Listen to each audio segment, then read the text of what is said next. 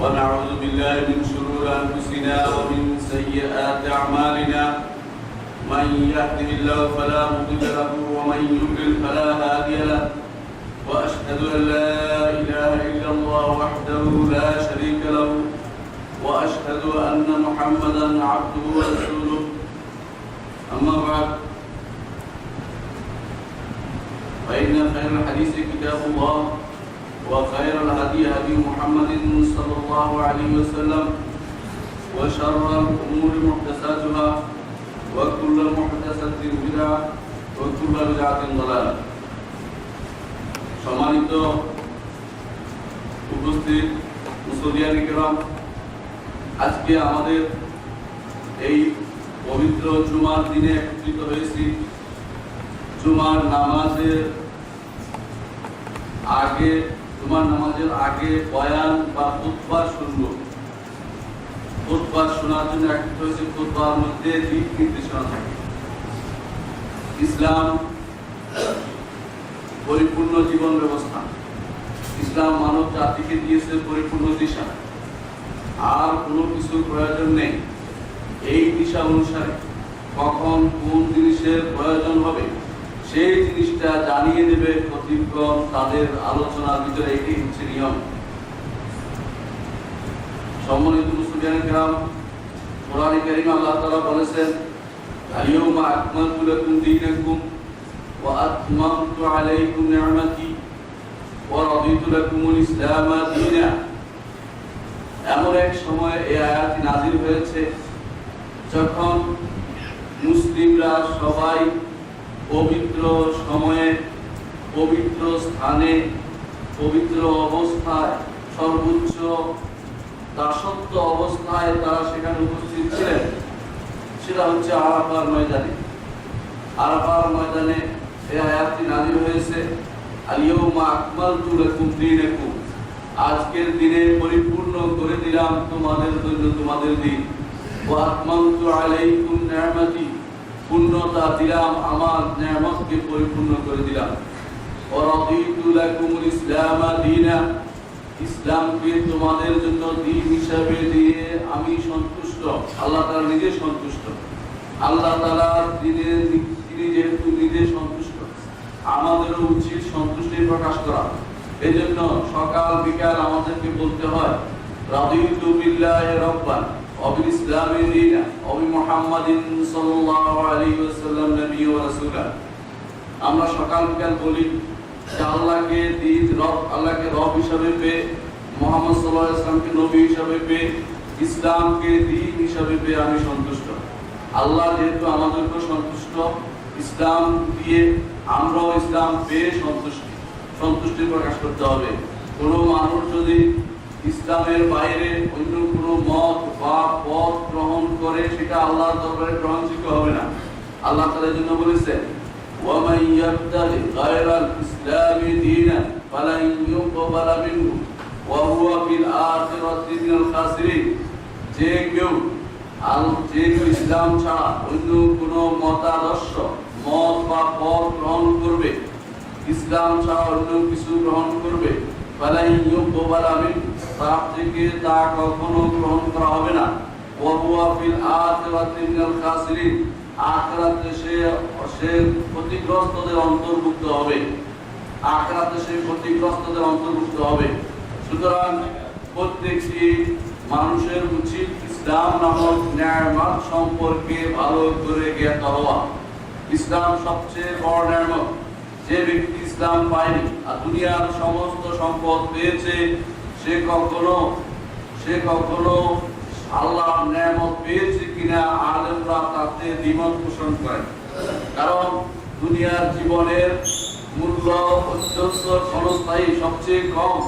রাসূলুল্লাহ সাল্লাল্লাহু আলাইহি ওয়াসাল্লাম বলেছেন, যদি দুনিয়া আল্লাহর কাছে মাসির পরের মতো মূল্য হতো, তাহলে কাফেরদেরকে তিনি কখনো সর্বতমা একটু পানিও পান করাতেন না।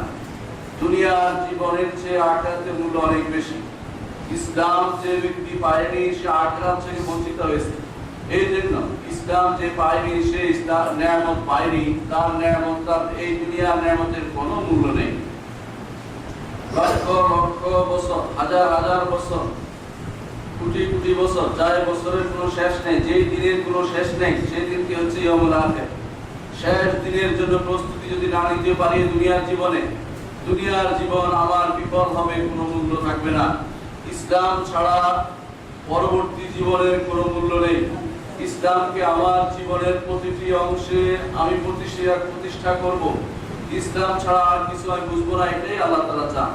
কোরআনে কারিমে আল্লাহ তাআলা যেন বলেছেন, ইন্নাদ দীনা ইনদাল্লাহিল ইসলাম, মানব জাতির জন্য, মানুষের জন্য আল্লাহর মনোনীত একটি দ্বীনই আল্লাহ তাআলা গ্রহণ করবেন এবং গ্রহণ দিয়েছেন সবার জন্য, তা হচ্ছে ইসলাম। কোরআনে কারিমে আল্লাহ তাআলা যা বলেছেন, প্রত্যেক নবীকে তিনি এই ইসলামের জন্য ইসলাম দিয়ে পাঠিয়েছেন। আল্লাহ তাআলা কখনো ইহুদিবাদ, নাসারাবাদ, খ্রিস্টবাদ ইত্যাদি বিভিন্ন রকমের যত বাদ আছে, যত ধর্ম আছে, ওগুলি কখনো কাউকে দেননি। মানুষ ইসলাম থেকে পরিবর্তিত হয়ে যুগে যুগে ইহুদি হয়েছে, নাসারা হয়েছে, হিন্দু হয়েছে, বৌদ্ধ হয়েছে, কিন্তু আল্লাহ তাআলা একটি দ্বীনে দিয়েছেন। প্রথম যিনি নবী ছিলেন তিনিও ইসলামের উপর এসেছেন। আদম আলাইহিস সালাতু ওয়াস সালাম তিনিও নবী ছিলেন, ইসলাম নিয়ে তিনি এসেছেন। প্রত্যেক নবী ইসলামের দাওয়াত দিয়েছেন। কেন? ইসলাম আল্লাহর নিকট মনোনীত একমাত্র দিন, এর বাইরে আর কোনো কিছুর প্রয়োজন নেই, নতুন করে কোনো কিছু নেওয়ার সুযোগ নেই। রাসূলুল্লাহ সাল্লাল্লাহু আলাইহি ওয়াসাল্লামের উপর যখন আল-ইয়াউমা আকমালতু লাকুম দীনাকুম নাযিল হলো, দ্বীনকে পরিপূর্ণ করে দেওয়ার কথা নাযিল হলো, এর অর্থ হচ্ছে কিয়ামত পর্যন্ত আর কোনো নবীর প্রয়োজন নেই, কিয়ামত পর্যন্ত আর কোনো কিতাবের প্রয়োজন নেই, কিয়ামত পর্যন্ত আর কোনো জীবন ব্যবস্থার প্রয়োজন নেই। একমাত্র জীবন ব্যবস্থা হবে কোরআনে কারীমের দেয়া জীবন ব্যবস্থা, রাসূলুল্লাহ সাল্লাল্লাহু আলাইহি ওয়াসাল্লামের দেয়া জীবন ব্যবস্থা ইসলাম। এই জীবন এবং পরজীবন উভয় জীবনের জন্য ইসলাম আমাদের গ্যারান্টি স্বরূপ। যদি ইসলামকে আমরা আঁকড়ে না ধরি, আল্লাহ তাআলা বলেছেন ফাহুয়া বিল আখিরাতি মিনাল খাসিরিন, আখিরাতে সে ক্ষতিগ্রস্তদের অন্তর্ভুক্ত হবে।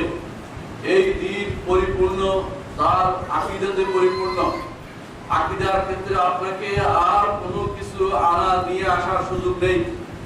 এই দ্বীন তার মুআমালাত ইবাদতে পরিপূর্ণ। ইবাদতে আপনি আর কারো কিছু আনতে পারবেন না কোনো কাছ থেকে। কোরআন এবং সুন্নাহে যা এসেছে তাই নিতে হবে। রাসূলুল্লাহ সাল্লাল্লাহু আলাইহি ওয়াসাল্লাম দিয়ে যা বের হয়েছে তা করতে হবে।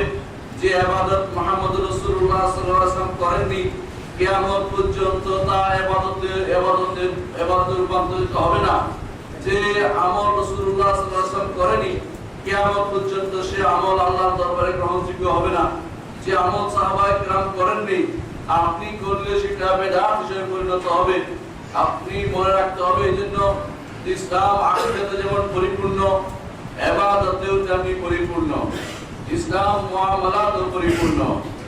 পরস্পর লেনদেন, আচার ব্যবহার, আদান প্রদান কিভাবে করবেন, কোন পদ্ধতি করবেন, ইসলাম সেই নীতি আমাদেরকে শিখিয়ে দিয়েছে। সেখানেও আর নতুন কোনো কিছু বিয়োজন করার সুযোগ নেই, সংযোজন করার সুযোগ নেই। নীতি নির্ধারণ করে দিয়েছেন। দুনিয়ার জীবন অনুসারে আপনাকে অনেক কিছুই করতে হবে, কিন্তু কোরআন এবং সুন্নাহর দেয়া নীতি অনুসারে করতে হবে। নিজের মতো করে নীতি বানিয়ে নিতে পারবেন না। ইসলাম তার পারিবারিক জীবন পর্যন্ত মানুষের সুন্দর করে দিয়েছে, পারিবারিক জীবনের পরিপূর্ণতা দিয়েছে।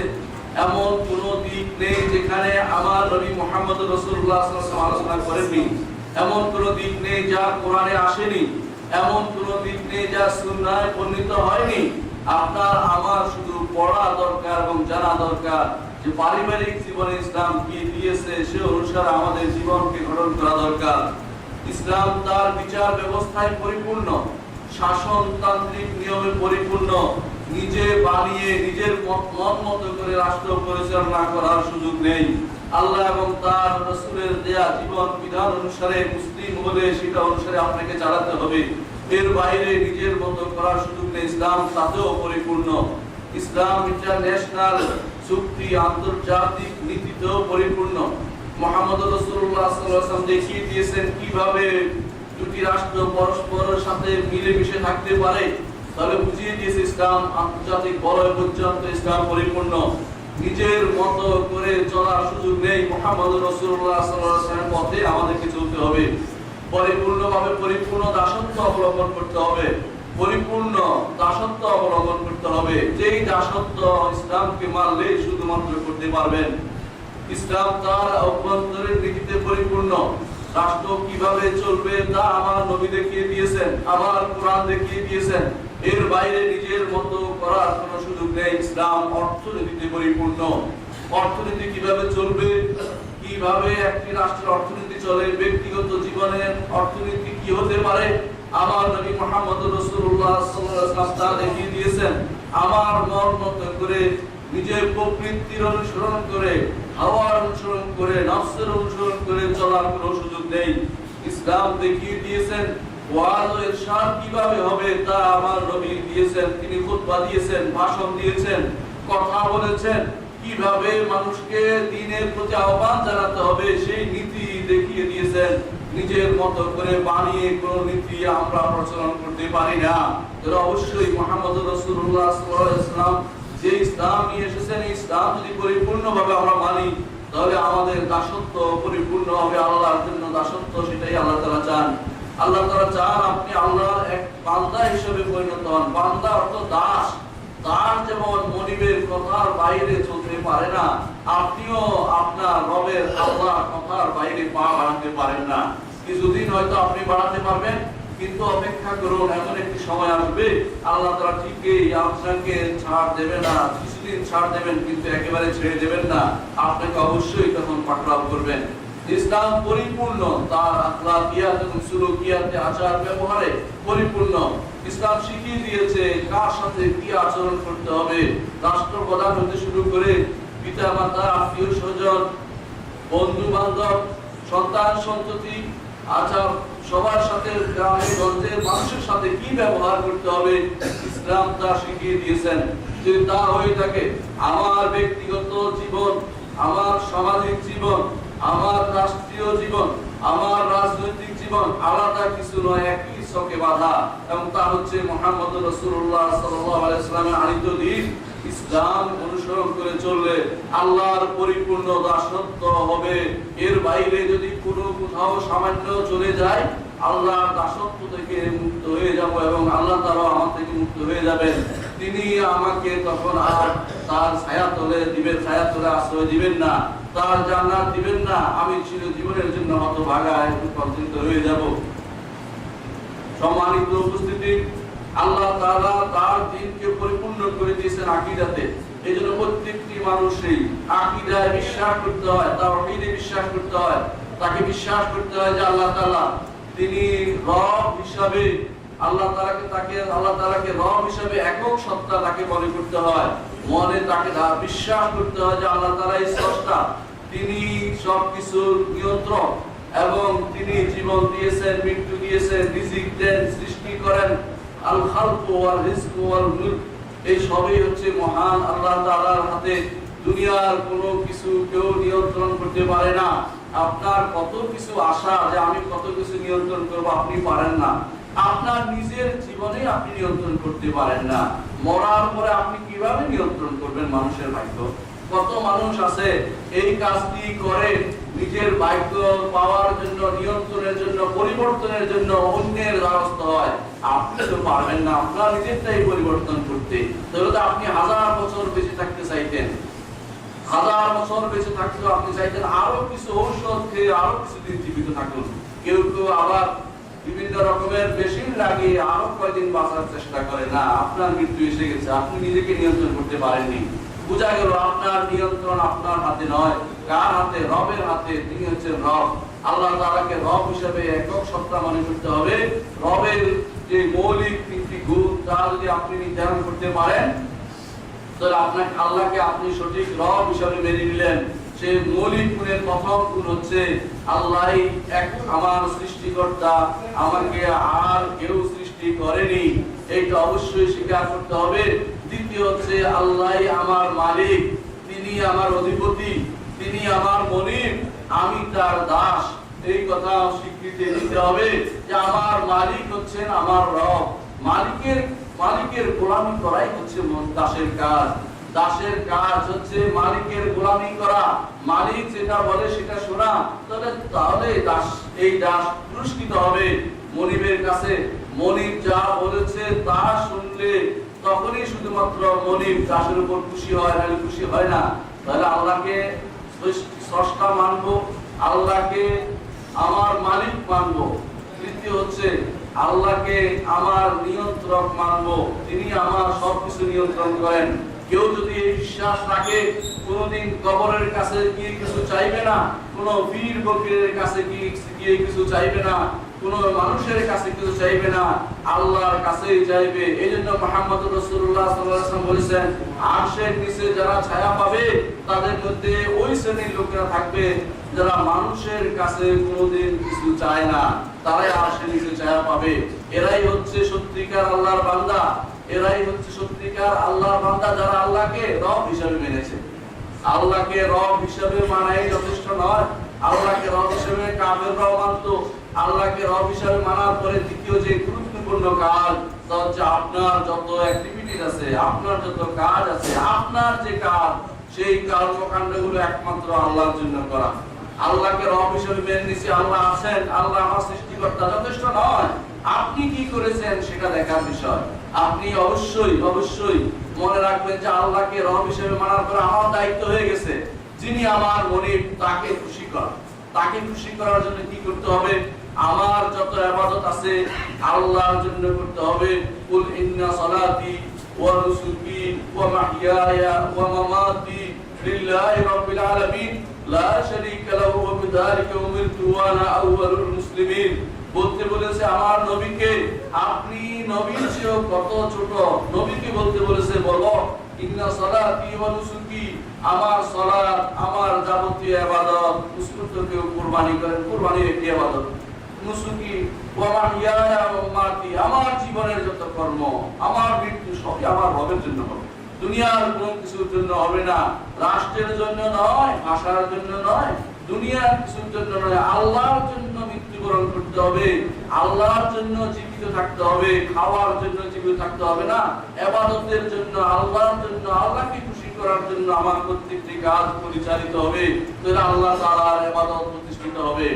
আমি যখন সালাত আদায় করব, আমি যখন ভরসা করব, আমি যখন তাওয়াক্কুল করব, আমি যখন ভয় করব, আমি যখন আশা করব, আমি যখন ভালোবাসবো, একমাত্র আল্লাহকে ভালোবাসবো, আল্লাহর জন্যই কাউকে ভালোবাসবো। নিজের মন মতো করে চলার কোনো সুযোগ নেই। ইসলাম যদি আপনি দাসত্বের কথা, আল্লাহ দাসত্ব অবলম্বন করে থাকেন, দাসের নিজের কোনো চাহিদা থাকতে পারে না, দাস নিজের মন মতো করে চলতে পারে না। দাসকে অবশ্যই মনিবের সন্তুষ্টি বিধান করে চলতে হয়।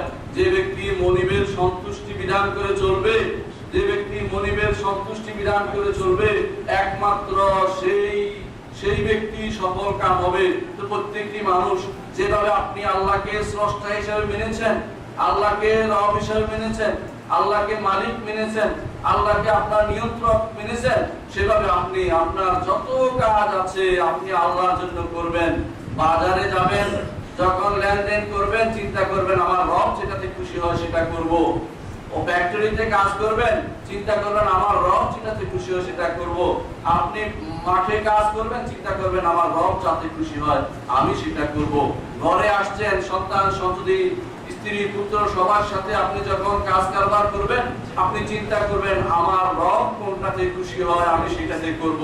যদি তা আপনার হয় তাহলে আপনার ইবাদত আল্লাহর জন্য হয়েছে।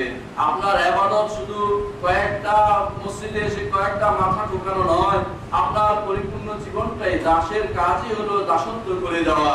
দাসত্বের বাইরে তার এক মিনিট সময় নষ্ট হওয়ার সুযোগ নেই। যেই সময়টুকু দাসত্বের বাইরে যাবে এই সময়টুকু হাসরের দিন আফসোস করতে থাকবে। এই জন্য কিয়ামতের আরেকটি নাম হচ্ছে ইয়াউমুত তাগাবুন, যেদিন প্রত্যেকটি মানুষে আফসোস করবে। যে ব্যক্তি আমল করেছে ভালো সে আফসোস করবে কেন আরো বেশি করতে পারলাম না, আর যে ব্যক্তি খারাপ আমল করেছে সে আফসোস করতে থাকবে যে আমি কেন এগুলি ত্যাগ করে ভালো আমল করলাম না। এই জন্য কিয়ামতের আরেক নাম হচ্ছে ইয়াউমুত তাগাবুন, যে মানুষ সেদিন ঠকার দিন। মানুষ আমি ঠকে এসেছি, কেন ঠকেছে? দুনিয়ার বিভিন্ন কর্মকাণ্ডে পড়ে সে ঠকে এসেছে। আল্লাহর দেয়া সময়টুকু আল্লাহর দাসত্বে ব্যয় না করে নিজের মতো করে নিজের নফসের জন্য ব্যয় করেছে, শয়তানের দাসত্বে ব্যয় করেছে, মানুষের দাসত্বে ব্যয় করেছে, দুনিয়ার গোলামিতে ব্যয় করেছে, টাকা পয়সার গোলামিতে ব্যয় করেছে, আল্লাহ সন্তুষ্টির উদ্দেশ্যে ব্যয় করেনি, সে ব্যক্তি আল্লাহ দাসত্ব করেনি। আল্লাহকে যদি আপনি ইলাহ মেনে থাকেন, তাওহীদ প্রতিষ্ঠা করতে হলে দ্বিতীয় কাজটি অবশ্যই করতে হবে, অর্থাৎ আপনাকে আপনার জীবনের সমস্ত কর্মকাণ্ড একমাত্র আল্লাহর জন্য নিবেদন করতে হবে। নিজের নফসে তাতে কোনো অংশ থাকবে না, নিজের নফসের যদি অংশ থাকে সেটা গ্রহণযোগ্য হবে না। তৃতীয় কাজটি করতে হবে, আল্লাহর নাম এবং গুণ আল্লাহর জন্য স্বীকার করে নিতে হবে। আল্লাহকে তার নাম এবং গুণ দিয়ে ডাকবেন, ডাকটা আপনার লাভ, নামটা আল্লাহ কিন্তু ডাকটা আপনার। আল্লাহর নাম রহমান, আপনি ডাকবেন ইয়া রহমানের হামনি, হে রহমান আমাকে রহম করুন, ইয়া গফুরের কুরলি, হে ক্ষমাশীল আমাকে ক্ষমা করে দিন। আল্লাহর নাম আপনি ডাকবেন, কত সুন্দর জিনিস। ওয়ালিল্লাহিল আসমাউল হুসনা ফাদউ বিহা, আল্লাহর সুন্দর সুন্দর নামগুলি রয়েছে, সেগুলি দিয়ে তাকে আহ্বান করো। প্রত্যেকটি নামের অর্থ বুঝলে আল্লাহর মহত্ব আপনার কাছে প্রকাশ পাবে, আপনি বুঝতে পারবেন মহান রব্বুল ইজ্জত কত মহান। যে ব্যক্তির যত বেশি গুণ, তিনি তত বেশি মহান এবং তত বেশি গুণধর। এই ব্যক্তির যদি দুনিয়ার বুকে কোনো মানুষের অনেকগুলো গুণ থাকে, আপনি যখন বলেন যে তার গুণের কোনো শেষ নেই, মহান রব্বুল ইজ্জতের গুণের কোনো শেষ নেই। যে দুনিয়ার মানুষের গুণ আসলে সীমিত, কিন্তু আপনি বলেন অনেক শেষ নেই, না এটা ঠিক নয়। তার গুণ সামান্য, কিছুক্ষণ পরে মারা যাবে। রব্বুল ইজ্জত তার দান কোনদিন অবারিত, কোনদিন তিনি কারোর জন্য কোনো দান বন্ধ করেন না। যদি কাফেরদের জন্য সে দান বন্ধ করতো, দুনিয়াতে কাফেররা না খেয়ে মারা যেত, কিন্তু দুনিয়াতে তিনি সবার জন্য দান করেছেন। এটা কি করে না করে, তাহলে বোঝা গেল আপনার আমার অবশ্যই উচিত আকীদার ক্ষেত্রে পরিপূর্ণভাবে ইসলামকে গ্রহণ করা, কোনোভাবে এই দাসত্ব থেকে বেরিয়ে না আসা, আল্লাহকে রব হিসাবে মানা এবং তাকে ইলাহ হিসাবে মানা এবং নাম এবং গুণগুলোকে আল্লাহর জন্য নির্দিষ্ট করা। এই তিনটি কাজ প্রত্যেকটি মানুষকেই করতে হবে, না করলে তার ঈমান প্রতিষ্ঠা হবে না। আসরের মাঠে সে কখনো সফলতা লাভ করতে পারবে না, কবরে গেলে প্রশ্নের জবাব দিতে সে কখনো পারবে না। দুনিয়ার প্রশ্ন যত কিছু আপনি মুখস্থ করে যান না কেন, কবরে গেলে আপনি সেই প্রশ্নের উত্তর দিতে পারবেন না। যেই প্রশ্নগুলো আমার নবী বলেছেন যে ফেরেশতারা করবে, মান রব্বুকা ওয়া মা দীনুকা ওয়া মান হাযার রাজুল্লাযী ইউকালু লাহু মুহাম্মদ, ওই লোকটিকে যাকে মুহাম্মদ নামে ডাকা হতো, অর্থাৎ তোমার রাসূলকে, তোমার দ্বীন কি, তোমার রব কি, এই প্রশ্নের উত্তর দিতে হলে আকীদাতে আপনাকে 100% হতে হবে। 1% কম হলেও দিতে পারবেন না, 1% কম হলেও আপনি সেটা থেকে বেরোতে পারবেন না। আপনি চিন্তা করে দেখুন, একটি গাড়ি কত সুন্দর, আপনার কাছে মনে হচ্ছে গাড়িটা তো ভালো, কিন্তু যে ড্রাইভার সে বুঝে এর একটা সমস্যা আছে। সেই সমস্যাটা কি? এটা তেল টানতেছে না। এখন সেই গাড়ি কি চলবে? সুন্দর হয়েও কোনো লাভ নেই, মাকাল ফল, কোনো কিছুতেই কাজ হবে না। এই মেশিনটা কিছুক্ষণ আগে কত সুন্দর চলছে, আমি মনে করছি ভালোই চলছে, একটি লোক এসে ঠিক করে দিল, অর্থ হচ্ছে নষ্ট ছিল, একটু নষ্ট হওয়ার কারণে সেটা কাজ করেনি। তাহলে বোঝা গেল আপনার আকীদা যদি একটু নষ্ট থাকে, আপনি সারা জীবন ব্যর্থতায় পর্যবেসিত হবে। আপনাকে অবশ্যই আকীদায় পরিপূর্ণ 100% মার্ক পেতে হবে, 100-100 থাকতে হবে আপনার আকীদার। এই আকীদায় সামান্যতম ছাড় আল্লাহ তাআলা গ্রহণ করবেন না। কোরআনে কারীমে আল্লাহ তাআলা এজন্য বলেছেন, ওয়া হাবিতা মা সানাউ ফিহা ওয়া বাতিলু মা কানু ইয়ামালুন, তারা যা করেছে যেটা বিনষ্ট হয়ে গেছে, ওয়া কাদিমনা ইলা মা আমিলু মিন আমালিন ফাজআলনাহু হাবাআন মানসুরা, তারা যে সমস্ত কাজ করেছে সেগুলোর দিকে অগ্রসর হয়ে সেগুলিকে বিক্ষিপ্ত দুর্ঘটনায় রূপান্তরিত করে দিয়েছি। কোনো কিছু আল্লাহর দরবারে লা ইউসাউই জানাহা বাউদা, মাসির পরের মতো সেটা কোনো মূল্য থাকবে না যদি আকীদাতে সামান্যতম কোনো ত্রুটি পাওয়া যায়। এই জন্য আকীদার শিক্ষা বছরের পর বছর ধরে নিতে হবে, যুগের পর যুগ থেকে নিতে হবে, মৃত্যুর সময় পর্যন্ত আকীদার শিক্ষা আপনার চলবে। দুনিয়াতে যখন এসেছেন, প্রথম আকীদার শিক্ষা ছিল আপনার কানের কাছে আযান দেওয়া হতো, আযানের মধ্যে আশহাদু আল্লা ইলাহা ইল্লাল্লাহ ওয়া আশহাদু আন্না মুহাম্মাদার রাসূলুল্লাহ এগুলি আপনাকে শুনিয়ে শোনানো হয়েছে। মৃত্যুর সময় আপনাকে বলতে হবে সবশেষে কালেমা এটা, আশহাদু আল্লা ইলাহা ইল্লাল্লাহ ওয়া আশহাদু আন্না মুহাম্মাদার রাসূলুল্লাহ। কালেমা আপনার সর্বশেষ কালেমা হিসেবে দুনিয়াতে জীবন, প্রথমে আসছেন কালেমা নিয়ে, আর শেষ হবে আপনার জীবন কালেমা নিয়ে, তাহলে আপনি সফল কাম হতে পারবেন।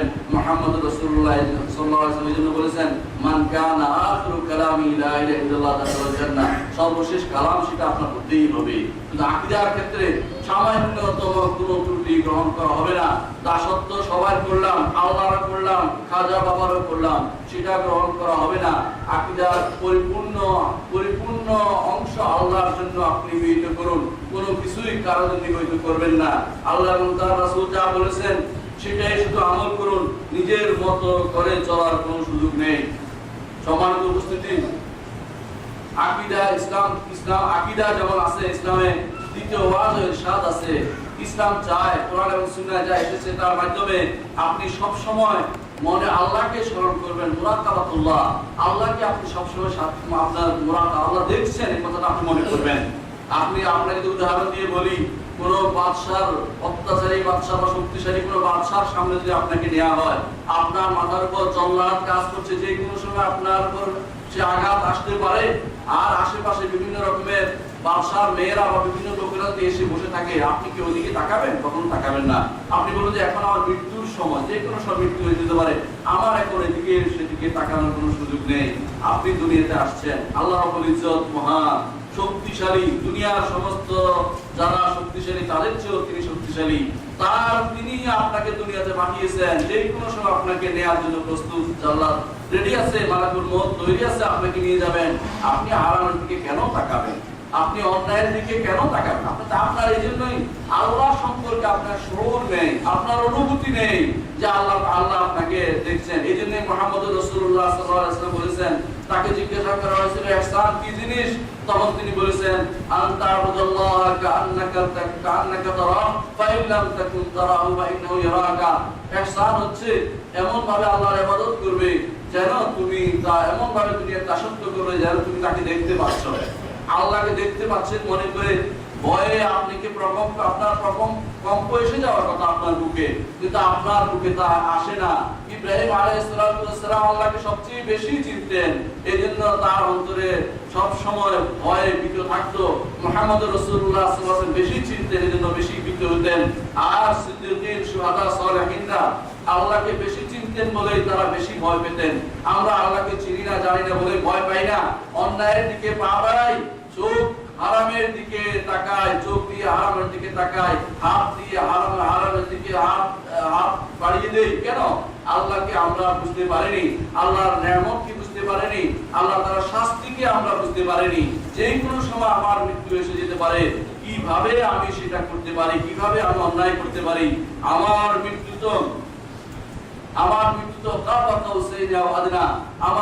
সবচেয়ে কাছের আমার মৃত্যু এসে বসে আছে, আমি জানি না কখন মৃত্যু এসে যাবে। আপনার যে অন্যায় করেছে এর জন্য কি হিসাব দিতে হবে, এর জন্য আপনাকে প্রস্তুত থাকা দরকার।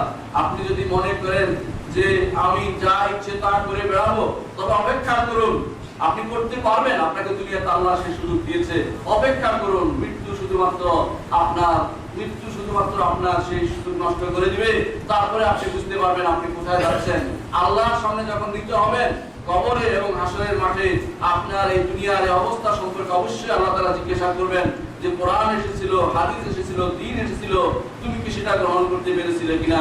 দুনিয়াতে আল্লাহ তাআলা আমাদেরকে পাঠিয়েছেন, কেন তিনি পাঠিয়েছেন? তিনি বলে দিয়েছেন, ইন্না জাআলনা মা'আল আরদি জিনাতাল্লাহ লিনাবলুহুম আইয়ুহুম আহসানু আমালা।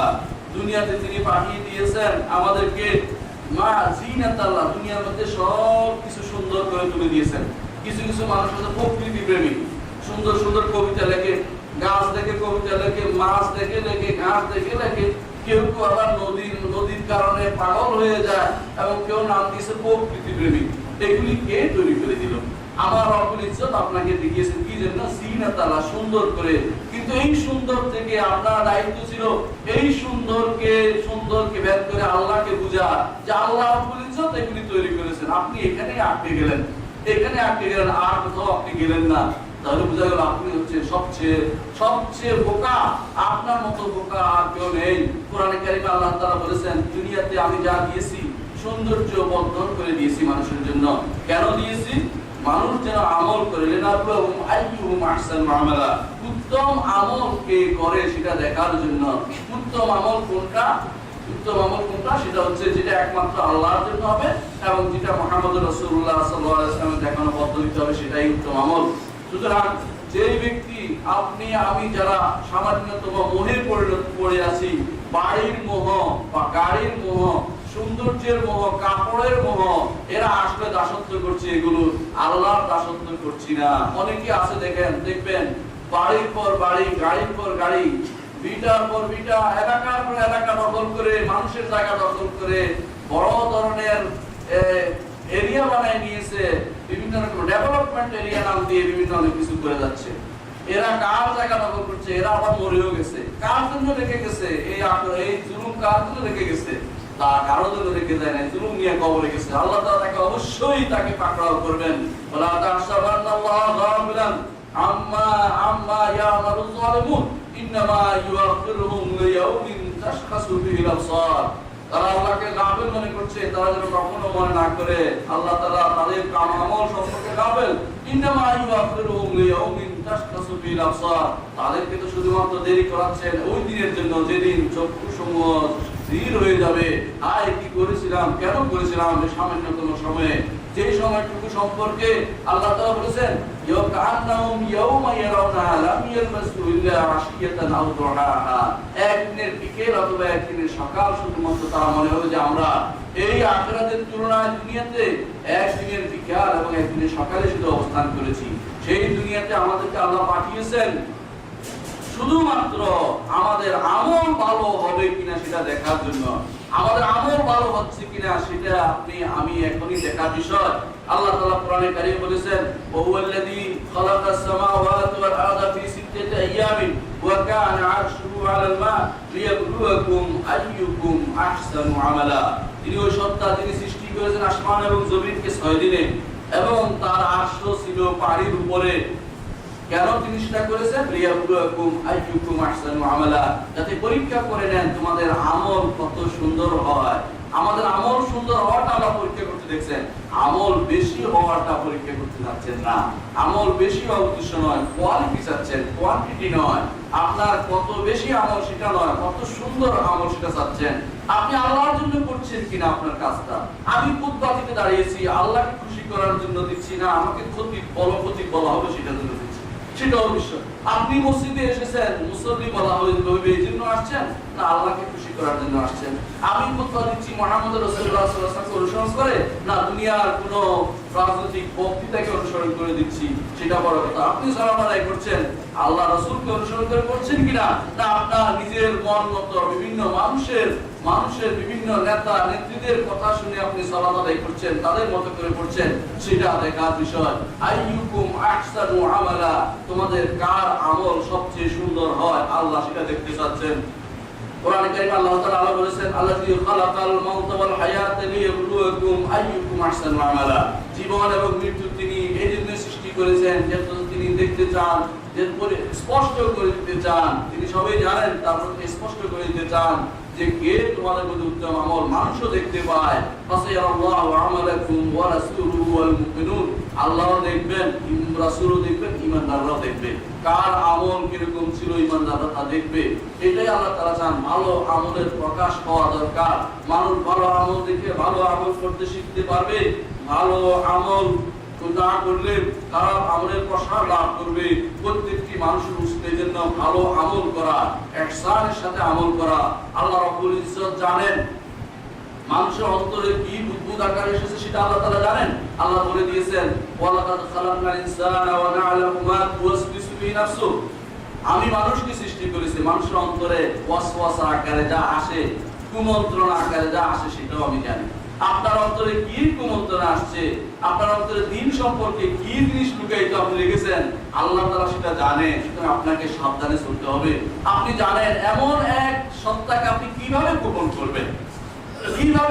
করবেন, এমন এক সত্তাকে যে সত্তা আপনার সবকিছু সম্পর্কে জানে। আপনাকে তৈরি করেছেন তিনি, আপনার মনের ভিতরে বুদ্বুদ আকারে যা উঠছে সেটাও তিনি জানেন। ইয়ারামু সিররা ওয়া আখফা, সির গোপন জিনিস এবং গোপন যা এখনো আসেনি সেটাও তিনি জানেন। তো আপনি এই রব্বুল ইজ্জতকে ফাঁকি কিভাবে দিবেন? এক সালফকে বলা হয়েছিল সার্ভিস আলাইন এক আলেমকে যে আমি আল্লাহর নাফরমানি করতে চাই, তিনি বলেছেন চলে এমন জায়গায় চলে যাও যেখানে আল্লাহর রাজত্ব নাই। আল্লাহর রাজত্ব ছাড়া কোথায় যাবেন? ইয়া মাশাআল জিন্নি ওয়াল ইনস ইন ইসতাতাতুম আন তানফুযু মিন আকতারিস সামাওয়াতি ওয়াল আরদি ফানফুযু লা তানফুযুনা ইল্লা বিসুলতান। হে জিন এবং মানব সম্প্রদায়, যদি চাও আসমান জমিন ভেদ করে অন্য কোনো জায়গায় চলে যেতে চাও, সেটা আল্লাহরই জায়গা। যে যেতে হলে আল্লাহর শক্তি লাগবে, আল্লাহর যে ক্ষমতাই তুমি ব্যবহার করবে। কোথায় যাবে তুমি? মঙ্গল গ্রহে গেল সেটাও আল্লাহ, আর বৃহস্পতি গেল সেটাও আল্লাহ, অন্য কোন গ্রহে চলে গেলে উপর গ্রহে চলে গেল সেটাই আল্লাহ। আল্লাহর জগৎ ছেড়ে কোথাও যাওয়ার আমার আপনার সুযোগ নেই। আল্লাহ থেকে দূরে থাকার কোনো সুযোগ নেই।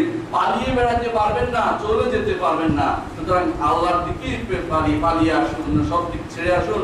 ফাফিরু ইলাল্লাহ, আল্লাহ তাআলা তাই বলেছেন, ফাফিরু ইলাল্লাহ। সুতরাং অন্য দিক থেকে বেগে আমার কাছে আসো, যেখানে তোমাকে আমি সহায়তা দেব। আল্লাহর কাছে আসলে সেই ব্যক্তি সফল কাম হবে। আর আল্লাহ থেকে আপনি পালাতে পারবেন। কতটুকু পালাবেন? দুনিয়ার জীবনের গন্ডি 10 বছর 20 বছর পালাবেন, আবার আল্লাহর কাছে আপনাকে ফিরে যেতে হবে। এই জন্য সকালবেলা উঠে ঘুম থেকে উঠে যে দোয়াটা পড়তে হয় তার মধ্যে একটি আছে ওয়া ইলাইহিন নুশুর, তার কাছে আমাদের জমায়েত হতে হবে। আবার রাতের বেলার দোয়ার মধ্যে আছে ওয়া ইলাইহিল মাসির, তার কাছে আমাকে ফিরে যেতে হবে। অর্থাৎ আপনি যতই দুনিয়ার বেলা আপনি প্রসার লাভ করে এদিক সেদিক দৌড়ান, কিন্তু আপনার জন্য আল্লাহ তাআলার সীমার বাইরে আপনি এক বিন্দুও যেতে পারবেন না। চেষ্টা করেন কোথাও যেতে পারবেন, কোথায় যাবেন সেটা তো আল্লাহ। রাতের অন্ধকারে যখন সমস্ত আলো নিভে যায়, তখন আমার রবের আলো কোথাও আঁধারে তৈরি হয় না, আমার রব আপনাকে অন্ধকারও দেখেন। কোথায়? আল্লাহ তাআলা কোরআন কারীমের জন্য বলে দিয়েছেন ওমা ইয়াযুবান মিসকাল যারাতিন ফিস সামাওয়াতি ওয়াল আরদ, আসমান এবং জমিনে কোন রায় পরিমাণ কোন পরিমাণ তার চেয়ে ছোট পিঁপড়া পরিমাণ জিনিস আল্লাহর জ্ঞানের বাইরে নয়। যে এমন কি কোথায় কোন কালো পাথরে অন্ধকার রাত্রিতে কিভাবে কোন কালো পাথরের উপরে কালো পিঁপড়া কিভাবে হাঁটছে আমার রব সেটা দেখেন। আপনার অন্তরের ভিতরে রাতের অন্ধকার, তারা অন্ধকারের আলো নিভালে আপনি মনে করেন না যে আমাকে কেউ দেখছেন না। আলাইয়া রাকিবু, আমার উপরে আল্লাহ তাআলা পাহারাদার আছেন, তিনি আমাকে সবকিছু দেখছেন। আর ফেরেশতা কিছু কিছু সময় আপনার থেকে দূরে থাকতে পারে, অন্যায়ের সময় গুনার সময়, কিন্তু আল্লাহ রাব্বুল ইজ্জত আপনাকে সব সময় দেখছেন। মুরাকাবাতুন নফস আপনার আমার বেশি প্রয়োজন। অবশ্যই আপনি তখন আল্লাহর ইবাদতে মন দিতে পারবেন। কোরআনে কারীমে আল্লাহ তাআলা বলেছেন ফালানাকুসান্না আলাইহিম বিইলমিন ওয়া মা কুননা গায়বিন, আমি জ্ঞানের সাথে তাদের মধ্যে জানাবো তোমরা কি করেছো, এই করেছো। আমি তো গায়েব ছিলাম না, আমি উপস্থিত ছিলাম। আল্লাহ তাআলা কিভাবে উপস্থিত? আরশের উপর থেকে তার জ্ঞান এবং তার দেখা দুটা দ্বারা আমাদের সাথে তিনি আছেন, তিনি আরশের উপর আছেন। কোনো মানুষ যেন একটা বিশ্বাস না করে যে আল্লাহ তাআলা আমার গায়ের সাথে লেগে আছেন, এটা নয়। তিনি আরশের উপর আছেন, সেখান থেকে তিনি দেখছেন আমি কি আমল করছি, সেখান থেকে জানছেন আমি কি করে যাচ্ছি।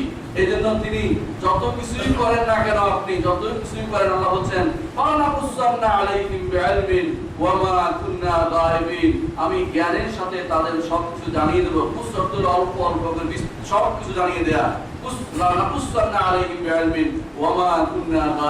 আমি তো গায়েব ছিলাম না, আমি তো সবসময় তাদের দেখেছি, আমি তো সবসময় তাদের সম্পর্কে জেনেছি।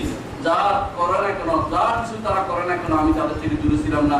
কোরআনে কারীমে যেন আল্লাহ তাআলা অন্য আয়াতে বলেছেন ওয়ামা তাকুনু বিশানিন ওয়ামা তাতলু আলাইহিম মিন কুরআনিন ওয়ালা তা'মালুনা মিন আমালিন ইল্লা কুননা আলাইকুম শুহুদান ইয তুফিদুনা ফি ওয়ামা ইয়াযুবু আন রাব্বিকা বিমিসকাল যারাতিন ফিস সামাওয়াতি ওয়ালা ফিল আরদ ওয়ালা আসগara মিন যালিকা ওয়ালা আকবার ইল্লা ফি কিতাবিন মুবিন।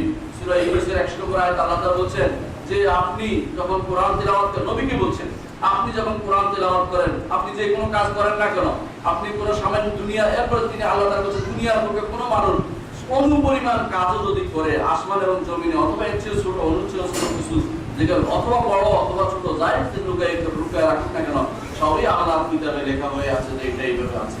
তাহলে আমি পালানোর কোনো সুযোগ নাই। আপনাকে আমাকে অবশ্যই মনে রাখতে হবে কাফেররা কি করতো তখন, যে মনে রাখতে হবে যে আমাদের পালানোর কোনো সুযোগ নাই। কাফের মুনাফিকরা রাসূলুল্লাহ সাল্লাল্লাহু আলাইহি ওয়াসাল্লামকে দেখলে দরবারে আস্তে করে কাপড় দিয়ে পালিয়ে যেত। কোরআনে কারীমে আল্লাহ তাআলা সেটা বলে দিয়েছেন আলা ইন্নাহুম ইয়াসনুনা সুদুরহুম লিয়াস্তাগফিরু মিনহু আলা হিনা ইয়াস্তাগফিরুনা দিয়াবহুম, তারা যখন কাপড় দিয়ে বাঁকা হয়ে চলে যায় আল্লাহ তাআলা এদের অবস্থা করবে জানে, আল্লাহ নবীকে জানিয়ে দিলেন সেটা। এর অর্থ হচ্ছে যে কত কিছুই করেন না কেন আপনি, আল্লাহ কিন্তু আপনাকে দেখছে।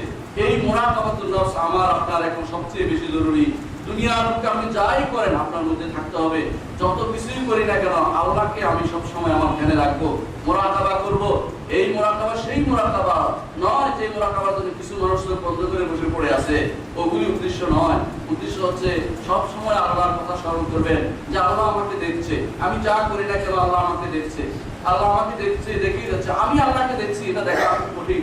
আমি আল্লাহকে দেখছি এটা হলো তো আপনি কাছে অন্যায়ের কাছে ধারেও যেতে পারবেন না, কিন্তু অন্যায় যদি কাছাকাছি এসে যায় তখন মনে হবে আল্লাহ তো আমাকে দেখছে, ছেড়ে দিয়ে চলে আসবেন। এটাই হচ্ছে সবচেয়ে দাসত্বের সবচেয়ে বড় উপর স্তর, যাকে বলা হয় ইহসান। মুহাম্মদ রাসূলুল্লাহ সাল্লাল্লাহু আলাইহি ওয়াসাল্লাম সেই ইহসান আমাদেরকে শিক্ষা দিয়েছেন। যদি আপনি আমল সালেহ করেন, যে কোনো আমল সালেহের জন্য যে দুনিয়াতে আপনাকে পাঠিয়েছেন, ভালো কাজের জন্য আল্লাহ তাআলা আপনাকে দুনিয়াতে পাঠিয়েছেন, তাহলে অবশ্যই মনে রাখবেন ভালো কাজ অবশ্যই মুহাম্মদ রাসূলুল্লাহ সাল্লাল্লাহু আলাইহি ওয়াসাল্লাম দেখানো পদ্ধতি হতে হবে। আল্লাহ তাআলা এই কোরআনে কারীম বলেছেন, ওয়া মা আতাকুমুর রাসূলু ফাখুযু ওয়া মা নাহাকুম আনহু ফান্তাহু। রাসূল তোমাদেরকে যা দিয়েছেন তা গ্রহণ করো, রাসূল তোমাদের থেকে যা নিষেধ করেছেন তা পরিত্যাগ করো। রাসূল আল্লাহ তাআলা আরো বলেছেন, মাইয়ুতিউর রাসূল ফাকাদ আতা আল্লাহ। যে কেউ রাসূলের আনুগত্য করবে সে আল্লাহরই আনুগত্য করলো। আল্লাহ তাআলা আরো বলেছেন, কুল ইন কুনতুম তুহিব্বুনাল্লাহ ফাত্তাবিউনি। তোমরা যদি কোনো আল্লাহকে ভালোবাসার দাবি করে থাকো তাহলে রাসূলের অনুসরণ করো, আমার অনুসরণ করো। রাসূলকে বলতে বলেছেন, রাসূল অনুসরণ করতেই হবে। আল্লাহ তাআলা আরো বলেছেন, আল্লাহু শুরাকা শারাউ লাহুম মিনাত-তিন মা লাম ইয়া'যাম বিহিল্লাহ। তাদের শরীক আছে যারা, যে শরীক তাদের জন্য দুনিয়ার বিধান প্রবর্তন করেছে? না, কখনো নয়। আল্লাহ ছাড়া কোনো শরীক নেই। তিনি শুধুমাত্র বিধান প্রবর্তন করতে পারে, তিনি হুকুম দিতে পারে, তিনি আইন দিতে পারে। দুনিয়ার মানুষে আল্লাহর দেয়া আইনের বিরুদ্ধে কোনো আইন দিলে তা কখনো গ্রহণযোগ্য হবে না। মন থেকেও মেনে নিলে সে কাফের হয়ে যাবে, আর যদি সেটা আমল করে তাও কাফের হয়ে যাবে। এজন্য আল্লাহ তাআলাই একমাত্র বিধানদাতা, আইনদাতা, হুকুমদাতা। তার হুকুমের বাইরে কারো হুকুম চলতে পারে না। প্রত্যেকটি মানুষ তা বিশ্বাস করতে হবে। মুহাম্মদ রাসূলুল্লাহ সাল্লাল্লাহু আলাইহি ওয়াসাল্লামের হাদিস তার নিয়ম অনুসারে যদি না হয় সে আমল কবুল হবে না। এটা প্রথম শর্ত। যে কোনো আমল কবুল হওয়ার জন্য তিনটি শর্ত আছে। প্রথম শর্ত হচ্ছে অবশ্যই মুহাম্মদ রাসূলুল্লাহ সাল্লাল্লাহু আলাইহি ওয়াসাল্লাম যা পদ্ধতি হতে হবে আপনার আমলটি। দ্বিতীয় হচ্ছে আপনাকে অবশ্যই সে আমলটি করতে হবে একমাত্র আল্লাহ তাআলার জন্য। কোরআনে কারীমে আল্লাহ তাআলা যেটা বলেছেন সূরা আল-বাইয়িনাতে, ওয়া মা উমিরু ইল্লা লিয়াবুদুল্লাহ মুখলিসিনা লাহুদ্দিন। তাদেরকে শুধু নির্দেশ, এই নির্দেশ দেওয়া হয়েছে যে ইখলাসের সাথে একমাত্র আল্লাহর জন্যই আমলটি করতে, আর কারোর জন্য নয়। সুতরাং আল্লাহর জন্যই আপনার যাবতীয় আমল হবে, কোনো মানুষকে খুশি করার জন্য নয়। কোরআনে কারীমে আল্লাহ তাআলা আরো বলে দিয়েছেন, কুল ইন্নী উমিরতু আন আ'বুদাল্লাহ মুখলিসান লাহুদ্দিন। বলুন, আমাকে নির্দেশ দেওয়া হয়েছে যাতে একমাত্র আল্লাহর ইবাদত করি, তার জন্য দিনকে খালেস করে, নিষ্ঠাবান করে। আল্লাহ রাসূলকে নির্দেশ দেওয়া হয়েছে যেন আল্লাহর একমাত্র ইবাদত করা হয়, আর কারো ইবাদত করা না হয়। সুতরাং খালেস ভাবে একমাত্র আল্লাহর জন্য ইবাদত হবে। আল্লাহ তাআলা কোরআনে কারীমে সূরা জুমার বলে দিয়েছেন, কুলিল্লা আ'বুদু মুখলিসান লাহু দীনি। হে নবী, আপনি বলুন যে আমি একমাত্র আল্লাহর ইবাদত করি, দিনকে খালেস ভাবে আল্লাহর জন্য নির্ধারণ করে, আর কারো ইবাদত আমি করি না।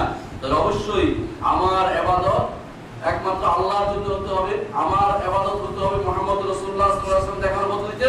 3 নম্বর শর্ত হচ্ছে অবশ্যই আমার ইবাদত হতে হবে ঈমানের উপর ভিত্তি করে। ঈমান না হলে সেটা গ্রহণযোগ্য হবে না। কোরআনে কারীমে আল্লাহ তাআলা বলেছেন, মান আমিলা সালিহান মিন যাকারিন আও উনসা ওয়া হুয়া মুমিনুন। যে কোনো আমল সালেহ করবে, পুরুষ হোক বা নারী হোক, তবে শর্ত হচ্ছে সে ঈমানদার হতে হবে। ঈমান না থাকলে তার সে আমল গ্রহণযোগ্য হবে না। কত বেদাতি আছে, কবরের কাছে মাথা টুকে মরতেছে, কবরের কাছে সালাত আদায় করতেছে। সালাত যে আদায় করে সেটা রাসূলুল্লাহর নিয়ম মতো সালাত আদায় করতেছে, আর সালাত আল্লাহর জন্য করতেছে, কিন্তু করতেছে কোন জায়গায়? কবরের কাছে। তার ঈমান নাই। ঈমান না থাকার কারণে এই জাতীয় মানুষগুলোর ইবাদত আল্লাহর দরবারে গ্রহণযোগ্য হবে না। এই 3টি শর্ত আপনার আমার সবাই মনে রাখতে হবে। তো অবশ্যই আল্লাহ তাআলা সেগুলিকে কখনো আমাদের আল্লাহ তাআলা আমাদের আমলনামায় সেটা লিখবেন না। কোরআনে কারীমে আল্লাহ তাআলা এজন্য বলে দিয়েছেন, ওয়া কাদিমনা ইলা মা আমিলু মিন আমালিন ফাজআলনাহু হাবাআন মানসুরা। তারা যে সমস্ত আমল করেছে সেগুলো থেকে অগ্রসর হয়ে আমরা সেগুলোকে বিক্ষিপ্ত, দুর্নীতিতে রূপান্তরিত করে দিব। অর্থাৎ আল্লাহ তাআলা সেটা কখনো আমাদের আমলনামায় ভালো কাজ হিসাবে লিখে দিবেন না। দিন পরিপূর্ণ, দিনকে মানার জন্য আমাদের গুরুত্বপূর্ণ যে যে পয়েন্ট নিয়ে উঠে আসছে সেটা আলোচনা করা দরকার। সেটা হচ্ছে যে বিধানের ক্ষেত্রে আল্লাহ তাআলার যা দ্বীনের ক্ষেত্রে নিজে মন মতো দুনিয়াতে চলার কোনো সুযোগ নেই। দ্বীনকে যদি পরিপূর্ণ বিধান মেনে থাকেন, ইসলাম যদি পরিপূর্ণ আপনার দ্বীন মেনে থাকেন, আপনি নিজে দুনিয়ার বুকে নিজের মন মতো করে কোনো বিধান রচনা করতে পারবেন না। আপনার বিধান হতে হবে মুহাম্মদ রাসূলুল্লাহ সাল্লাল্লাহু আলাইহি ওয়াসাল্লামের বিধান মোতাবেক। তিনি চেয়েছেন যেভাবে সেভাবে আপনাকে চলতে হবে। আপনাকে আল্লাহর দেওয়া বিধানের বাইরে নতুন কোনো বিধান আপনি পরিচালনা করতে পারবেন না। আল্লাহ তাআলা কোরআনে কারিমে এজন্য বলেছেন যে ওমান লাম ইয়াহকুম বিমা আনজালাল্লাহ ফাউলাইকা হুমুল কাফিরুন, যারা আল্লাহর বিধান ছাড়া অন্য কোনো বিধানে রাষ্ট্র পরিচালনা করবে বা অন্য কোনো বিধানে বিচার ফয়সালা করে, তারা হচ্ছে কাফের, তারা হচ্ছে ফাসিক, তারা হচ্ছে জালেম। আল্লাহ তাআলা তিনটি আয়াতে সেটা বলে দিয়েছেন। আবার আল্লাহ তাআলা এটাও বলেছেন আফা হুকমাল জাহিলিয়াতি ইয়াবগুন ওয়া মান আহসানু মিনাল্লাহি হুকমান লিকাওমিন ইউকিনুন, তারা কি দুনিয়ার জাহিলিয়াতের বিধান চায়? আল্লাহর চেয়ে সুন্দর বিধানদাতা আর কে হতে পারে? জাহিলিয়াতের বিধান ছিল একে অপরকে যেভাবে ইচ্ছে সেভাবে মারা, আজ তা চলছে। ছোট বাচ্চা পর্যন্ত জাহিলিয়াতের লোকেরা ছোট বাচ্চাদের মেরে ফেলছে, প্রমাণিত হয় না? অথচ আজ জায়গায় জায়গায় ছোট বাচ্চাদের পর্যন্ত মানুষ মেরে ফেলছে। এর একমাত্র কারণ হচ্ছে আল্লাহর বিধান প্রতিষ্ঠিত নেই। আল্লাহর বিধান প্রতিষ্ঠা করলে সেটা হতো না। আল্লাহ তাআলার আইনকে প্রতিষ্ঠা করুন, আল্লাহ তাআলার বিধানকে প্রতিষ্ঠা করুন, হুকমুল্লাহ, আল্লাহ তাআলার হুকুমকে প্রতিষ্ঠা করুন। জীবনের প্রতিটি ক্ষেত্রে অবশ্যই শান্তি আসবে, শান্তি অবশ্যই আসবে। আল্লাহর দাসত্ব করতে হলে, আল্লাহর পরিপূর্ণ দাস হতে হলে আপনার নিজের পরিবার থেকে শুরু করে সর্বোচ্চ রাষ্ট্র পর্যন্ত প্রত্যেক জায়গায় আল্লাহর বিধানকে প্রতিষ্ঠা করতে হবে। তাহলে অবশ্যই আপনি সত্যিকারের আবেদ হতে পারেননি, আল্লাহর বান্দা হতে পারেননি, সেটা আপনাকে মনে রাখতে হবে। ইসলাম পরিপূর্ণতা সামাজিক ব্যবস্থাতেও ইসলামে চেয়েছে সমাজ প্রতি যেন মানুষের প্রতি দয়ালু থাকে। কোরআনে কারিমে আল্লাহ তাআলা এজন্য তার নবীকে বলেছেন ওয়াকফিজ জানাহাকা লিমান ইত্তাবাআকা মিনাল মুমিনিন, ঈমানদারদের প্রতি আপনার পক্ষপুট নত করে দিন, আপনার ডানা নত করে দিন ঈমানদারদের প্রতি। তাদেরকে আপনি ভালোবাসুন, তাদেরকে যেন আপনি তাদের ভুল ত্রুটিকে উপেক্ষা করে চলুন। এটাই হচ্ছে অর্থ। তো আমাদের নেতা সমাজে যারা আছেন, আপনারা অবশ্যই আপনার অধীনস্থ লোকদের ভুল ত্রুটি ক্ষমা করে তাদের প্রতি নরম ব্যবহার করবেন। এটাই ইসলাম শিখিয়ে দেয়। ইসলাম পরিপূর্ণ একটি জীবন ব্যবস্থা হওয়ার কারণে সমাজ কিভাবে চলবে তাও শিখিয়ে দিয়েছেন। এই সমাজে যেমন নেতৃস্থানীয় লোকেরা আছে, আরো আছে এই সমাজে আছে যারা সাধারণ মানুষ আছে, সাধারণ মানুষদের প্রতি কি ব্যবহার করতে হবে সেটা আল্লাহ রাসূল সাল্লাল্লাহু আলাইহি ওয়াসাল্লাম যেমন শিখিয়ে দিয়েছেন, কোরআনে কারিমে তার সঠিক নির্দেশনা এসেছে। এমনি ভাবে মানুষদের প্রতি বলা হয়েছে নেতাদের প্রতি কি আচরণ করতে। কোরআনে কারিমে আল্লাহ তাআলা বলেছেন ইয়া আইয়ুহাল্লাযীনা আমানু আতিউল্লাহ ওয়া আতিউর রাসূলা ওয়া উলিল আমরি মিনকুম, তোমাদের মধ্যে যারা ক্ষমতাশীল তাদের আনুগত্য করো। এই কথা কোরআনে কারিমে বলে দিয়েছে আল্লাহ তাআলা। তবে মনে রাখতে হবে সে আনুগত্য হবে ফিল মারুফ, ভালো কাজে। অন্যায় অশ্লীল হারাম কাজে কারো আনুগত্য করা যাবে না। রাসূলুল্লাহ সাল্লাল্লাহু আলাইহি ওয়াসাল্লাম বলেছেন লা তাআতা লিমাখলুকিন ফি মাসিয়াতিল খালিক, স্রষ্টার অবাধ্য হয়ে কোন সৃষ্টির আনুগত্য করা যাবে না। পিতা বললো, মা বললো যে তুই অমুকখানে মাজারে যাইয়া সিন্নি দিয়া আসলে ভাত খাওয়া বন্ধ করবো, বললো যে বাবা মা তুমি হাজারবার মরে গেল এই কাজটি আমি করতে পারবো, এটা হারাম। মা বললো বাজার থেকে মাছ এনে দে, হ্যাঁ আবার মাছ নিয়ে আসবো, কারণ এটা কোনো স্রষ্টার বিরোধিতা হয় না। স্রষ্টার বিরোধিতা করে সৃষ্টির কোনো নির্দেশনা পালন করা যাবে না। যদি কোনো মালিক, ফ্যাক্টরি মালিক বলে যে নামাজ পড়া বন্ধ করে দিতে হবে, শোনা যাবে না। যদি বলো যে 1 ঘন্টা বেশি কাজ করে দেন, আপনি যদি কোনো তাকে পয়সা আপনি বেশি দিয়ে করেন, দুনিয়ার ব্যাপারে শরীয়ত আপনাকে ছাড় দিয়েছে, কিন্তু দ্বীনের কোনো ব্যাপারে কোনো মানুষের আনুগত্য করা যাবে না। তার অবাধ্য হয়ে, আল্লাহর অবাধ্য হয়ে মানুষের আনুগত্য করা শরীয়ত অনুমোদন করে না। দুনিয়ার বুকে আপনাকে ইনসাফ প্রতিষ্ঠা করতে বলেছে। আল্লাহ তাআলা বলেছেন ইন্নাল্লাহা ইয়া'মুরু বিল আদলি ওয়াল ইহসান ওয়া ইতা'i যিল কুরবা। আল্লাহ তাআলা সেটা বলে দিয়েছেন, ইনসাফ প্রতিষ্ঠা করতে হবে আপনাকে। সন্তানদের মধ্যে প্রতিষ্ঠা করতে বলেছে, পরিবারের মধ্যে প্রতিষ্ঠা করতে বলেছে, মানুষের মধ্যে বিচারের ক্ষেত্রে প্রতিষ্ঠা করতে বলেছে। আপনার যদি স্ত্রী ডবল থাকে, প্রত্যেকের জন্য ইনসাফ করতে হবে আপনাকে। আপনার সন্তান থাকলে প্রত্যেককে সমান পারিশ্রমিক দিতে হবে। একজনের পয়সা বেশি আছে দিকে তাকে ভালোবাসতেন, যে ব্যক্তি একটু নিঃস্ব আছে, গরিব আছে, তাকে ভালোবাসতেন না, আপনি ইনসাফ প্রতিষ্ঠা করেন নাই। মুহাম্মদুর রাসূলুল্লাহ সাল্লাল্লাহু আলাইহি ওয়াসাল্লাম বলেছেন ইত্তাকুল্লাহ ওয়া আ'দিলু বাইনা আওলাদিকুম, আল্লাহকে ভয় করো, আল্লাহকে ভয় করো, তোমাদের সন্তানদের মধ্যে ইনসাফ করো। আল্লাহ রাসূল সাল্লাল্লাহু আলাইহি ওয়াসাল্লাম দেখিয়ে দিয়েছেন কিভাবে সমাজে শান্তি প্রতিষ্ঠা করতে হয়। ইসলাম অর্থনীতি দিয়েছে পরিপূর্ণ জীবন ব্যবস্থা। অর্থনীতির মূল চালিকা শক্তি হচ্ছে কোথা থেকে আয় করবেন আর কোথায় ব্যয় করবেন, এটাই হচ্ছে অর্থনীতি। সারা জীবন অর্থনীতির বড় বড় ভলিউম পড়াচ্ছে, সহজ জিনিসটা বুঝেন। কোথা থেকে আয় করবেন কোরআনে কারিমে আল্লাহ তাআলা বলে দিয়েছেন। আল্লাহ বলেছেন ফাইজা কুদিয়াতিস সালাতু ফান্তাশিরু ফিল আরদি ওয়াবতাগু মিন ফাদলিল্লাহ। সালাত শেষ হলে আল্লাহর দুনিয়ার বুকে ছড়িয়ে পড়ো এবং আল্লাহর ফজল নিয়ে করো, আল্লাহর ফজল তালাশ করো, আল্লাহর রহমত তালাশ করো, রিজিক তালাশ করতে আল্লাহ তাআলা বলে দিয়েছেন। সুতরাং কোথা থেকে তালাশ করতে বলেছেন? আল্লাহর নিয়ম মতে তালাশ করতে বলেছেন। রাসূলুল্লাহ সাল্লাল্লাহু আলাইহি ওয়াসাল্লাম দেখিয়ে দিয়েছেন দালালে যেন না হয়, মানুষের ধোঁকা যেন না হয়, মানুষকে যেন ক্ষতিগ্রস্ত করা না হয়, সুদ যেন না হয়, এইগুলি দেখিয়ে তিনি বলেছেন হালাল পদ্ধতিতে যেন কামাই করা হয়। রাসূলুল্লাহ সাল্লাল্লাহু আলাইহি ওয়াসাল্লাম শিখিয়ে দিয়েছেন কামাই হতে হবে হালাল পদ্ধতিতে, আবার খরচ করতে হবে হালাল পদ্ধতিতে। আপনার পরিবারের উপর যে টাকা খরচ করবেন সেটাও সদকা নিয়ত হবে, আপনার সন্তানের জন্য যা খরচ করবেন সেটাও সদকার জন্য হবে, পিতা মাতার জন্য যা খরচ করবেন সেটাও সদকা হবে, পরিবারের জন্য, সমাজের জন্য, রাষ্ট্রের জন্য আপনি যাই খরচ করবেন সেটাও সওয়াবের কাজ হবে যদি ভালো হয়। অন্যায় হলে আল্লাহ তাআলা কোরআনে কারীমে বলে দিয়েছেন ফাসায়ুনফিকুনা সুম্মা তাকুনু আলাইহিম হাসরাতান ইয়াউমাল কিয়ামাতি সুম্মা ইউগলাবুন। তারা এখন খরচ করছে, কিয়ামতের মাঠে এটা তাদের বিরুদ্ধে যাবে, তারা আফসোস করবে হায় আমি অন্যায় পথে খরচ করছি। যারা গানের জন্য লক্ষ লক্ষ কোটি টাকা খরচ করতেছেন, গান পরিচালনা করার জন্য খরচ করতেছে টাকা, গান পরিচালনা করার জন্য বিভিন্ন টিভি অনুষ্ঠানের স্পন্সর হচ্ছে, বিভিন্ন গানের স্পন্সর হচ্ছে, তারা হারাম কাজ করছে। হাসরের মাঠে এর জন্য তাদেরকে জবাবদিহি করতে হবে। নিজে পথভ্রষ্ট হয়েছে, বহু মানুষকে তারা পথভ্রষ্ট করছে, তারা এর জন্য জবাবদিহি করতে হবে। একটা টাকা আপনি হারামে কেন ব্যয় করবেন? হালালে ব্যয় করুন, মসজিদ নির্মাণে ব্যয় করুন, এতিমখানা নির্মাণে ব্যয় করুন, সমাজের দুস্থদের সেবায় ব্যয় করুন। অনেক মানুষ আছে দুঃখে দুঃখে মরছে, তাদের সেবায় ব্যয় করুন। আল্লাহ দ্বীনের জন্য ব্যয় করুন। একটি কিতাব ছাপানোর ক্ষেত্রে ব্যয় করুন, এগুলি কাজে লাগবে আখিরাতে, আপনার এগুলি বড় আকারে ধারণ করবে। এক একটা দান রাসূলুল্লাহ সাল্লাল্লাহু আলাইহি ওয়াসাল্লাম কথা অনুসারে এক একটি দান বিরাট একটি উপত্যকা হিসেবে পরিণত হবে। কারণ বাড়তে বাড়তে যত মানুষের উপর আমল করবে তত সওয়াব আপনার আমলনামায় জমা হবে। এটা না হয় আপনি যে অন্যায় করবেন, অন্যায়ের ঠিক অনুরূপ প্রতিক্রিয়া আপনার উপর পড়বে।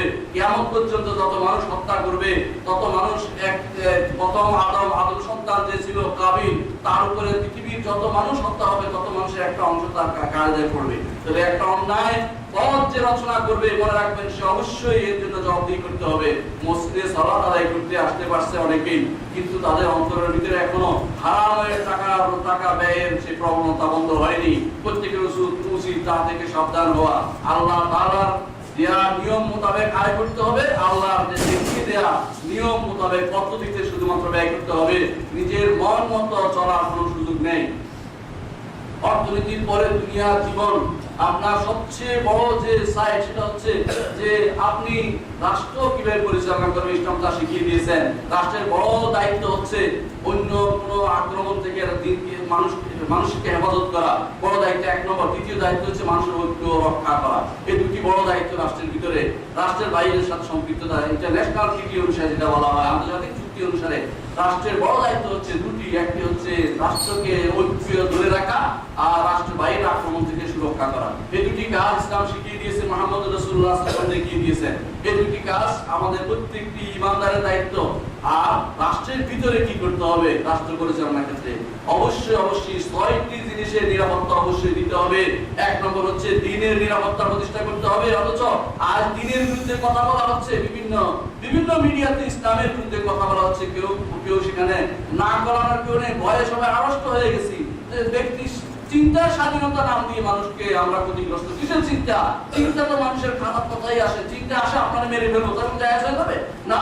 চিন্তার স্বাধীনতা গ্রহণ করা যাবে না, সব চিন্তার স্বাধীনতা গ্রহণ করা যাবে না। দ্বীনের বিরুদ্ধে যে চিন্তা হবে সেই চিন্তার স্বাধীনতা গ্রহণ করা যাবে না। অবশ্যই রাষ্ট্রের দায়িত্ব হচ্ছে দ্বীন হেফাজত করা। রাষ্ট্রের দায়িত্ব হচ্ছে মানুষের বিবেক হেফাজত করা। মদ যদি কোনো চালু থাকে, ফেন্সিডিল যদি চালু থাকে, সেখানে যদি কোনো বিভিন্ন রকমের এখন যা চালু হয়েছে, যে সমস্ত ট্যাবলেট বড়ি যা চালু হয়েছে, এগুলি যদি চালু থাকে, আকল মানুষের হেফাজত থাকবে না। রাষ্ট্রের দায়িত্ব হচ্ছে আকল হেফাজত করা। রাষ্ট্রের দায়িত্ব হচ্ছে মানুষের সম্পদ হেফাজত করা। এই জন্য কোরআনে কারিমে আল্লাহ তাআলা বলে দিয়েছেন আস-সারিকু ওয়াস-সারিকাতু ফাক্তাউ আইদিহুমা জাযাআন বিমা কাসাবা নাকারা মিনাল্লাহি ওয়াল্লাহু আজিজুন হাকীম। অবশ্যই মনে রাখতে হবে রাষ্ট্রের দায়িত্ব হচ্ছে যেমনি ভাবে হেফাজত করা, তেমনি ভাবে মানুষের সম্মান হেফাজত করা। অবশ্যই জিনা ব্যভিচারকে হারাম ঘোষণা করা হয়েছে কোরআনে। রাসূলুল্লাহ সাল্লাল্লাহু আলাইহি ওয়াসাল্লাম তা থেকে নিষেধ করেছেন। কোন মানুষ জিনা ব্যভিচারের দিকে যায় সেই পথগুলি বন্ধ করে দিতে হবে। কিন্তু তা না হয়ে জিনা ব্যভিচার না, উলঙ্গপনা চলছে। কিছু মানুষকে মেয়েদেরকে নিয়ে খেলার সামগ্রী বানিয়েছে, বিশ্বের দরবার দেখাচ্ছে তারা কিভাবে নাচতে পারে। এই মেয়েরা কি কারো সন্তান নয়, কারো মেয়ে নয়, কারো মা নয়? এরা কিভাবে পিতা মাতারা ছাড় দিতে পারে? কি আমার মেয়েকে রাস্তা দেখি, আমার মেয়েকে ঘর থেকে তারা বের করেছে, তারা আমার বিরুদ্ধে আল্লাহর বিরুদ্ধে নেমেছে, তারা রাসূলুল্লাহ সাল্লাল্লাহু আলাইহি ওয়াসাল্লামের বিরুদ্ধে নেমেছে, তারা আমার মেয়েদেরকে ঘর থেকে বের করে দিয়েছে, তারা সুযোগ করে দিচ্ছে মেয়েদেরকে স্কুল কলেজে ছেলেদের সাথে ডেটিং করার জন্য। তারা হারাম কাজ করছে, আসরের মাঠে তারা জবাবদিহি করতে হবে। তারা মনে করছে এই অন্যায় আচরণের জন্য আল্লাহর কাছে তারা জবাবদিহি করতে হবে। মনে রাখবেন, এগুলি রাষ্ট্রের দায়িত্ব হচ্ছে এগুলি হেফাজত করা, এগুলি রাষ্ট্রের দায়িত্ব হচ্ছে তেমনি ভাবে মানুষের রাষ্ট্রের দায়িত্ব হচ্ছে তেমনি ভাবে মানুষের বংশ হেফাজত করা। আজ বংশের ভিতরে অন্য বংশে ঢুকে যাচ্ছে, অন্যায় হয়ে যাচ্ছে, মানুষ কেউ দেখতেছে না। এই দায়িত্ব কে হেফাজত করে? মানুষের রাষ্ট্রের দায়িত্ব হচ্ছে মানুষের নফসের হেফাজত করা, জানের হেফাজত করা। আর তাকেও দেখছে না। আপনার আমার সবার দায়িত্ব মনে রাখতে হবে। আল্লাহ তাআলা যে দায়িত্ব দিয়েছেন সে দায়িত্ব অবশ্যই পালন করতে হবে। কোরআনে কারিমে আল্লাহ তাআলা সেই দায়িত্ব পালন করার কথা বলেছেন। মুহাম্মদ রাসূলুল্লাহ সাল্লাল্লাহু আলাইহি ওয়াসাল্লাম বলেছেন, আলা কুল্লুকুম রাঈন ওয়া কুল্লুকুম মাসউলুন আন রাইয়াতিহি। তোমরা সবাই রাখাল, তোমাদের সবাইকে সেই রাখালিপনা সম্পর্কে তোমাদেরকে জিজ্ঞাসা করা হবে। প্রত্যেকটি মানুষের উচিত এই রাখালিপনা সম্পর্কে জানা। আল্লাহ আমাকে দায়িত্ব দিয়ে সঠিকভাবে সেটা পালন করা। সুতরাং প্রত্যেকটি মানুষ উচিত দিনকে বুঝে সেটা অনুসারে মেনে চলা। সম্মানিত মুসলিয়ানে কেরাম, ইসলাম আজ সবার কাছে আক্রমণের বিষয় হয়ে দাঁড়িয়েছে। সবাই সুযোগ পেলে ইসলামের উপর আক্রমণ করে বসে, মুহাম্মদ রাসূলুল্লাহ সাল্লাল্লাহু আলাইহি ওয়াসাল্লাম সেটা বলে দিয়েছেন, তাতাদা আলাইকুম উমাম কামা তাতাদা আলাকাতু আলা তাসআতিহা। বলছে চতুর্দিক থেকে উম্মতরা, বিভিন্ন জাতি তোমাদের উপরে হুমড়ি খেয়ে পড়বে, যেমনি ভাবে খাবারের উপরে হুমড়ি খেয়ে পড়ে যায় ক্ষুধার্ত, তেমনি ভাবে সমস্ত মানুষ আজ আমাদের উপরে হুমড়ি খেয়ে পড়েছে। আমাদের নারীদেরকে ঘর থেকে বের করতে পারলে তারা খুশি হয়, আমাদের যুবকদেরকে তারা দিন ধর্মহীন করে ফেলতে পারলে খুশি হয়, আমাদের যুবকদের মধ্যে তারা সমকামিতা প্রয়োগ করতে চায়, আমাদের নারীদেরকে তারা ঘর থেকে বের করে নারীদের মধ্যে যৌন কাজ করাতে চায়, আমাদের নারীদেরকে তারা অন্যায় প্রবৃত্তি করাতে চায়, আমাদের স্বাধীনতার নাম, চিন্তার স্বাধীনতার নাম দিয়ে আমাদের আকীদা পালন করতে চায়, বিশ্বাস পালন করতে চায়, আমাদের ইসলাম নামক প্রিয় নিয়ামতটি থেকে আমাদের বঞ্চিত করতে চায়। আমাদেরকে তারা কি চায়? তারা চায় তাদের মতো হয়ে যেতে। ফাতাকুরুনা সাওয়া, আল্লাহ বলে দিয়েছেন, ওয়াতু লাউ তাকুরুনা কামা কাফারু ফাতাকুরুনা সাওয়া। তারা চায় যে তারা যেভাবে কাফের হয়ে গেছে তোমরাও কাফের হয়ে যাবে, তো সবাই খুশি। যে এইডসে আক্রান্ত, সে চায় সমস্ত মানুষ এইডসে আক্রান্ত হয়ে যায়, তাহলে খুশি হবে, কারণ সে একটা বিরাট বিপদে আছে, সব মানুষ বিপদে হয়ে যায়। ইউরোপ আমেরিকা হতে শুরু করে পাশ্চাত্য সভ্যতা প্রত্যেকটি মানুষ চাচ্ছে আমাদেরকে দিন থেকে বের করে দিতে। আজকের দিনে দিনের উপরে থাকা হচ্ছে। মুহাম্মদ রাসূলুল্লাহ সাল্লাল্লাহু আলাইহি ওয়াসাল্লাম বলেছেন, সাহাবীদের 50 জনের চেয়ে বেশি উত্তম কাজ হবে আমাদের দিনের উপর অটল থাকা। প্রত্যেকটি মানুষের উচিত দিনের উপর অটল থাকা। 50 রাসূলুল্লাহ সাল্লাল্লাহু আলাইহি ওয়াসাল্লাম বলেছেন 50 শহীদ রাসূলুল্লাহ সাল্লাল্লাহু আলাইহি ওয়াসাল্লাম যুগের 50 জন শহীদের চেয়েও আজকের দিনের উপর অটল থাকাটা আরো বেশি সওয়াবের কাজ হবে। প্রত্যেকটি মানুষের উচিত ওদিকে তাকাবো না, আমি তাকাবো না, নিজের ব্যক্তিত্ব বজায় রাখবো। আমি অন্যায়ের দিকে তাকাবো না, অন্যায় কাজ করবো না। যে পারুক করুক, আমি তাকে বলবো, কিন্তু সে যে অন্যায় করে বসে, আমার দায়িত্ব হচ্ছে তাকে বলা। এর উপর আর দায়িত্ব নাই, এটুকু অবশ্যই করবো। প্রত্যেকটি মানুষের উচিত এই জন্য যে আমার ব্যক্তিগত জীবন থেকে সামাজিক জীবন, রাষ্ট্রীয় জীবন, সত্যি জীবনে, আমার অর্থনৈতিক জীবন, আমার তো সব জায়গাতে আমি আল্লাহর দাসত্ব প্রতিষ্ঠা করবো। আমি দাস আল্লাহ, আল্লাহ আমার গরিবের কথার বাইরে আমি চলবো না, এর বাইরে কোনো কিছু আমি চিন্তা করবো না। এটা প্রত্যেকটি মানুষের মাথায় রাখা উচিত। আলা সাল্লু আলা সাইয়্যিদিল বাশারিয়া মুআল্লিমুল বাশারিয়া মুহাম্মদ ইবনে আব্দুল্লাহ। আল্লাহুম্মা সাল্লি আলা মুহাম্মাদিন ওয়া আলা আলি মুহাম্মাদিন কামা সাল্লাইতা আলা ইব্রাহিম ওয়া আলা আলি ইব্রাহিম ইন্নাকা হামিদুম মাজিদ। আল্লাহুম্মা বারিক আলা মুহাম্মাদিন ওয়া আলা আলি মুহাম্মাদিন কামা বারাকতা আলা ইব্রাহিম ওয়া আলা আলি ইব্রাহিম ইন্নাকা হামিদুম মাজিদ। আল্লাহুম্মা তাআন খুলাফায়ে রাশিদিন আবি বকর ওয়া উমর ওয়া উসমান ওয়া আলী ওয়া আন সাইরি সাহাবাত ওয়াত তাবিঈন রিদওয়ানুল্লাহি আলাইহিম আজমাইন। আল্লাহুম্মা ইগফির মুসলিমিন ওয়াল মুসলিমিন ওয়াল মুসলিমাত ওয়াল মুমিনিন ওয়াল মুমিনাত। আল্লাহুম্মা ইহদিহিম সুবুল সালাম ওয়া আখরিজহুম মিনাজ যুলুমাতি ইলান নূর। আল্লাহুম্মা ইগফির লানা ইয়া আরহামার রাহিমিন।